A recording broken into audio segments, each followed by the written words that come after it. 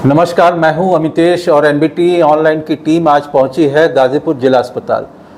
हमारे साथ बातचीत के लिए गाज़ीपुर जिला अस्पताल के सीएमएस डॉक्टर राजेश सिंह हैं और आज हम जिन विषयों पर बातचीत करेंगे वो ये है कि बरसात के सीज़न में जहां वेक्टर जनित बीमारियां तेज़ी से बढ़ती हैं, वहीं सामान्य बीमारियां भी कुछ देखी जाती हैं। मसलन आँखों में इन्फेक्शन होना, स्किन या त्वचा रिलेटेड जो बीमारियाँ हैं वो भी तेज़ी से बढ़ती हैं। हम डॉक्टर राजेश से बात करेंगे और जानने की कोशिश करेंगे कि कॉमन प्रिजर्वेटिव मेजर्स क्या हो सकते हैं। सामान्य तौर पर बरसात के सीज़न में होने वाली बीमारियों को लेकर के क्या एहतियात आप बरत सकते हैं और तत्काल अगर कोई आपको परेशानी का एहसास होता है तो उन कंडीशंस में, उस सूरत में आपको डॉक्टर के पास जाने की ज़रूरत है या नहीं है, या सामान्य भ्रांतियाँ जो हैं उसको भी लेकर के डॉक्टर सिंह से बात करेंगे। सर, स्वागत है आपका एनबीटी ऑनलाइन में। आपने जो अभी कहा कि बरसात के मौसम में कंजक्टिवाइटिस और स्किन की बीमारियां काफ़ी होती हैं, तो बरसात में स्किन की बीमारियां काफ़ी होती हैं, तो उसमें प्रिकॉशन में ये है कि हमको पसीने होने की वजह से हमारे कपड़े भीग जाते हैं, जिसकी वजह से स्किन में एलर्जी पैदा होती है। जिससे बचाव के लिए हमें घरों पर ढीले कपड़े पहनने चाहिए, सूती कपड़ों का इस्तेमाल करना चाहिए। अब बहुत प्रॉब्लम होने पर ही किसी डॉक्टर से सलाह लिया जाए। अब कंजक्टिवाइटिस, वायरल कंजक्टिवाइटिस जो इस सीज़न में होती है, इसमें दोनों टाइम हम लोग आँख ठंडे पानी से छप्पा मार के साफ रखें और बहुत तेज़ धूप अगर इस मौसम में रहती है तो चश्मे का प्रयोग करें, और थोड़ा भी जलन और ये होने के ऊपर फिर डॉक्टर से सलाह लें, पानी अगर अधिक आता है तो। और सीज़न में जो बीमारियां, छींक आना, नाक से पानी आना, इस समय मौसम कभी ठंडा रहता है, कभी थोड़ा गर्म हो गया तो इसमें नाक से पानी आना, हल्का बुखार होना, ये प्रॉब्लम होती है। तो शुरुआती में तो हमको बचाव ही मेन है कि बचाव करना चाहिए, लेकिन अगर प्रॉब्लम ज़्यादा बढ़ती है तभी हमको डॉक्टर सलाह लेके दवाई खानी चाहिए। क्योंकि सर्दी जुकाम और नॉर्मल थोड़ा बहुत अगर कपड़ा भीग गया तो हमको तत्काल कपड़ा चेंज करना है, सूखे कपड़े पहनना है, ताकि हमारे कपड़े ज़्यादा, शरीर हमारे ज़्यादा तो भीगा ना रहे, इसकी वजह से हमको बुखार या स्किन की कोई प्रॉब्लम पैदा हो। डॉक्टर सिंह, एक कॉमन जो हम लोग सुनते आ रहे हैं बचपन से और एक आम धारणा जो है कंजंक्टिवाइटिस को लेकर के है कि अगर किसी के आँख में कंजंक्टिवाइटिस है, जिसको कि हम सामान्य बोलचाल की भाषा में आंख आना कहते हैं, तो उसकी ओर देखने से कंजंक्टिवाइटिस हो जाती है। इसको लेकर के मेडिकल साइंस क्या नहीं होते? हमारा गमछा है, रुमाल है, ये शेयर हो गया या हाथ से हाथ टच हो गया, जिसकी वजह से हमारे आंख में इन्फेक्शन आ गया, बाकी देखने से नहीं होता है, टच से ही होगा जब भी होगा। अच्छा, दूसरा आपने कहा कि जैसे नाक से पानी आना, ये तो जो नजल डिस्चार्ज है, नाक से पानी आना है, वो किस लिमिट तक अगर या कब तक आदमी को वेट करना चाहिए कि नेचुरल इम्यूनिटी से वो ठीक हो जाए, और अगर नहीं हो रहा है तो फिर नॉर्मल नाक से पानी आना ये वायरल बीमारी है। अच्छा। तो वायरल बीमारी 5 से 7 दिन में अपने आप ठीक हो जाती है। इसमें बहुत कोई मेडिसिन की जरूरत नहीं होती है। अगर इसके साथ हमारा बुखार भी आ रहा है तब हमको डॉक्टर से सलाह लेके प्रॉपर एंटीबायोटिक या दवा का इस्तेमाल करना चाहिए। नॉर्मल जुकाम में, वायरल में बहुत ज़्यादा किसी दवा की ज़रूरत नहीं है, अपने आप 5 से 7 दिन में वो सबसाइड हो जाता है। वेक्टर जनित जो बीमारियां हैं उसको लेकर के क्या आप हिदायत देना वेक्टर जनित बीमारियों में यह है कि हम लोग घर के आसपास पानी का, पहले तो मैं चाहूँगा, बीच में आपको टोक रहा हूँ, क्षमा चाहता हूँ, कि आप थोड़ा सा परिभाषित कर दें सामान्य समझने की शैली में कि वेक्टर जनित बीमारियां हैं जो हमारी जो मच्छरों से और इन सबों से जो बीमारियां होती हैं, जो वायरस बैक्टीरिया के अलावा जो मीडिएटर होता है, ये मच्छर हो गए और भी चीज़ें हो गई, जिसकी वजह से जो है ये बीमारियां होती हैं। तो इसमें हम लोग घर के आसपास, इनमें कौन कौन सी बीमारियां सामान्यतः हैं? आपका वेक्टर जनित मच्छरों से होने वाली बीमारी, जैसे डेंगू हो गया, चिकनगुनिया हो गया, मलेरिया हो गया, कालाजार हो गया, सब बीमारियां हो गई। अच्छा, तो क्या उसके लिए आप सिम्टम्स क्या हैं इनके, और क्या आप प्राथमिक तो डेंगू और चिकनगुनिया के लगभग एक तरह के सिम्टम होते हैं कि बुखार होगा, हड्डियों में बहुत ज़्यादा दर्द होगा, जोड़ों में बहुत ज़्यादा दर्द होगा, ब्लड टेस्ट में हमारा प्लेटलेट घटेगा। डेंगू में प्लेटलेट ज़्यादा घट जाता है, चिकनगुनिया में उतना प्लेटलेट नहीं घटता है, लेकिन डेंगू में ज़्यादा घट जाता है।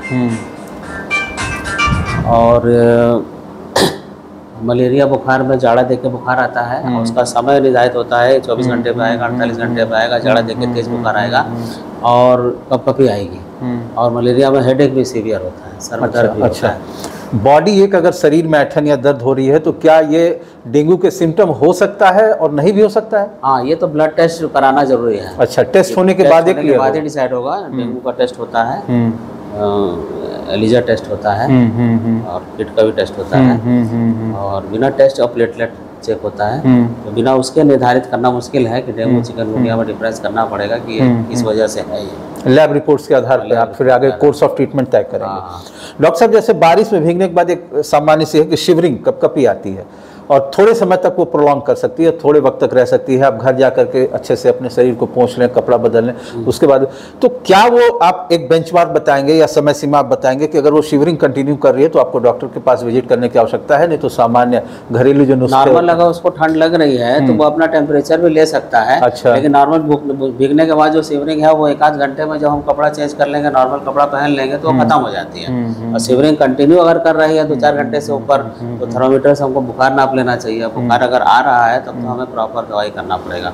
बहुत सारे लोग होते हैं कि घर में जैसे कुछ कॉमन यूज़ की मेडिसिन रखते हैं, एक फर्स्ट एड बॉक्स बना करके, उसमें कुछ पैरासीटामोल कैटेगरी की भी दवाएं होती हैं, कुछ अन्य भी एंटी एलर्जिक होती हैं, तो उसमें से स्वतः आधी टैबलेट या एक टैबलेट खा लेते हैं। ये अक्सर देखा गया है कि लोग पैरासीटामोल या ब्रुफेन या फ्लेक्सान तरह की दवाएं का इस्तेमाल थोड़ा भी तकलीफ होने पे खा लेते हैं बिना जाने समझे कि इस दवा की जरूरत है कि नहीं। क्योंकि फीवर अगर है तो वो पक्का भी कर सकते हैं थर्मामीटर से कि उनको ठंड लग रहा है भीगने से, तो कपड़ा चेंज करेंगे, थोड़ी देर रोड पे लेट जाएंगे तो सही हो जाएगा। लेकिन अगर कंटिन्यू कर रहा है कि 5-6 घंटा 4-5 घंटे से ज़्यादा कंटिन्यू कर रहा है तो फिर बुखार नाप कर ही दवा का इस्तेमाल करें या डॉक्टर को दिखा कर ही दवा का इस्तेमाल करें। आप सीएमएस के तौर पर गाजीपुर के व्यूअर्स और अन्य व्यूअर्स जो हमें देख रहे हैं उनको क्या बताना चाहेंगे स्पेशल तौर पे, चूंकि आप लोग एक मुहिम चलाते हैं वेक्टर बॉर्न डिजीज को के अवेयरनेस को लेकर के, उनके कोर्स ऑफ ट्रीटमेंट्स को लेकर, उनकी जो कहते हैं कि ट्रीटमेंट थेरेपी को लेकर के, जिला अस्पताल में क्या क्या इंतजाम है और क्या आप अवेयरनेस के तौर पर क्या हमारे व्यूअर्स से अवेयरनेस तौर पर बचाव के तौर पर घर के आसपास पानी को न लगने दें और मच्छर से बचाव के लिए दवा का छिड़काव के लिए कोशिश करें कि दवा का छिड़काव हो, मच्छरदानी का प्रयोग करें मच्छरों के सीजन में। और इसके बाद अगर बुखार या जोड़ों में दर्द या शरीर में दर्द होता है, हेडेक होता है, तो तत्काल खून की जांच कराएं ताकि समय से ही उनका इलाज उपचार शुरू हो सके। और हमारे अस्पताल में डेंगू के लिए जांच भी होती है और इस साल हम लोग चिकनगुनिया की भी जांच शुरू करेंगे और सारे ब्लड टेस्ट होते हैं। डेंगू के लिए हम लोगों के पास 15, 10, 25 बेड पिछले बार भी रखा गया था, इस बार भी ये सारे टेस्ट फ्री ऑफ कॉस्ट होते हैं। और हमारे यहाँ प्लेटलेट चढ़ने की भी सुविधा पिछले साल से शुरू हो गई है।